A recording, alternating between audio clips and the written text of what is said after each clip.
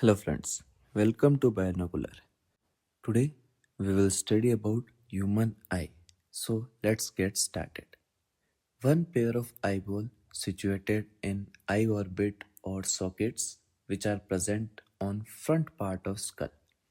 Skull के front part में एक pair of eyeball present होता है and protective structures भी present होते हैं उसके पास that are eyebrows, eyelashes and eyelids which protects eye from sunlight, dust particle and unwanted particles. Different glands are also present with eye that are lacrimal or tear gland present on outer cornea of eyeball which secretes tear. Z's myobium or tarsal gland which are modified sebaceous gland. आई के साथ अलग अलग gland भी present होती है जैसे lacrimal और tier gland जो कि टीयर सिक्रेशन में काम आती है. जीस मायोबियम और टार्सल ग्लैंड जो कि एक तरह की मॉडिफाइड सिबेशियस ग्लैंड है जो ऑयल सिक्रेशन करती है. Now we will see the detailed structure of an eye. So eyeball is nearly a spherical structure. 20% parts seen from outside, 80% part remain inside.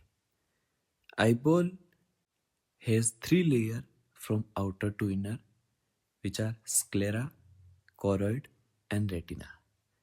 Now we will see these layers in detail. So outermost layer, sclera, is thick layer made up of dense fibrous connective tissues. Anterior portion of sclera is called cornea. Cornea easily transplant due to absence of blood supply. It is transparent. तो eyeball की mainly 3 layers होती हैं outer से inner. Outer most layer होती है sclera जो कि thick fibrous connective tissue से बनी हुई होती है और जिसका एंटीरियर पार्ट ट्रांसपेरेंट होता है जिसे कॉर्निया बोलते हैं.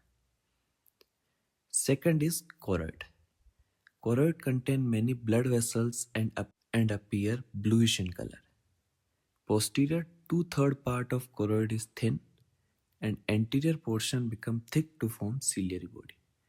तो choroid में बहुत सारी blood vessels होती है जिसकी वजह से वो blue दिखता है. Posterior 2/3 part होता है जो thin होता है and anterior portion thick होके ciliary body बनाता है. Ciliary body itself continues to form a pigmented opaque structure called iris which is visible colored portion of eye. Ciliary body आगे और कंटिन्यू होके पिगमेंटेड ओपेक स्ट्रक्चर बनाती है जिसे अपन Irish बोलते हैं जो कि कलर्ड पोर्शन होता है आई का. And aperture present between the Irish is called प्यूपिल. And iris के बीच में जो एपरेचर और स्पेस प्रेजेंट होता है उसे प्यूपिल कहते हैं. The diameter of pupil change according to the activity of muscle of iris. Iris की मसल से pupil का diameter बढ़ता और कम होता है. A transparent crystalline biconvex lens is held in a position by suspensory ligament which attached with ciliary body. तो ciliary body से biconvex lens को suspensory ligament attached करते हैं. Third and the innermost layer of eyeball is called retina. 3 layers of cells are present in retina from inner to outside, which are ganglionic cell, then bipolar cell, and photoreceptor. And in photoreceptor layer, there are 2 types of cell, rods and cones are present. तो third और innermost layer retina है जो कि coloured pigment है.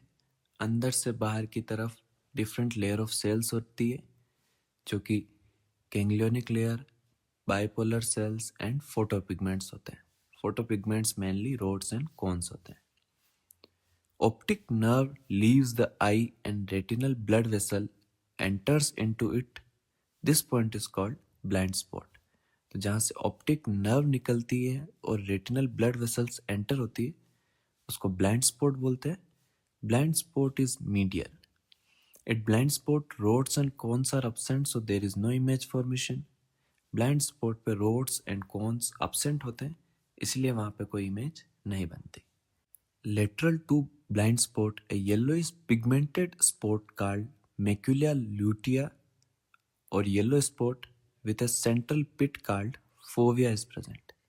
तो blind spot के lateral side में एक येलो स्पॉट और मैक्यूला ल्यूटिया प्रेजेंट होता है और जिसकी सेंट्रल पिट को फोविया बोलते हैं. Fovea is the point of greatest resolution. यहाँ पे सबसे ज्यादा रिजोल्यूशन होता है. Aqueous chamber present between cornea and lens filled with thin watery fluid called aqueous humor. Cornea and lens के बीच के पार्ट को एक्वस चैम्बर बोलते हैं जहाँ पे thin watery liquid aqueous humour present होता है. Vitreous chamber present between lens and retina filled with gel-like fluid called vitreous humor. Vitreous chamber lens और रेटिना के बीच के पार्ट को बोलते हैं जहाँ पे gel like fluid vitreous humour present होता है. So this was the detailed structure of human eye. Now we will see the detailed structure of retina. So this is the structure of retina. From inner to outer, it has mainly 3 layers of cells. First is ganglionic cells, which is connected to bipolar cells and which are connected to photoreceptors. Photoreceptors are rods and cones. Pathway of signal output is from outer to inner and pathway of light is from inner to outer. तो अपन retina का structure देखें तो अंदर से बाहर की तरफ 3 layer of sales होती है. सबसे पहले गैंग्लियोनिक सेल, फिर bipolar cell and then photoreceptors. Pigmented layer of retina is also present. Now we will see the structure of photoreceptors, which are rods and cones. So these are photoreceptors, rods and cones, which contain photosensitive protein called photopigments. Rods are thin, cylindrical, rod-like structure, more in number. Rods contain rhodopsin, a purplish red color pigment, also known as visual pigment, which contain opsin and retinal protein. Rods thin होते हैं, cylindrical होते हैं, road like होते हैं, number में ज़्यादा होते हैं और इनमें रोडोप्सिन पिगमेंट प्रेजेंट होता है जो कि पर्पलिश रेड कलर का होता है, जो कि ऑप्सिन एंड रेटिनल से बना हुआ होता है. स्कोटोपिक और dim light vision is function of rods. Cones are conical cells, comparatively less in number. Cones contain a photopigment called iodopsin, which is made up of photopsin and retinal. Cones conical होते हैं, number में roads से कम होते हैं और आयोडोप्सिन फोटोपिगमेंट से बना होता है जो कि फोटोप्सिन एंड रेटिनल से बना होता है. Daylight and phototopic and colored vision is function of cones. तो जो colored vision है वो cones की property है and dim light vision है वो rods की property है. So this was deep insight of human eye where we studied structure of human eye in detail, then structure of retina and photoreceptors present in retina which are rods and cones. Thank you for watching.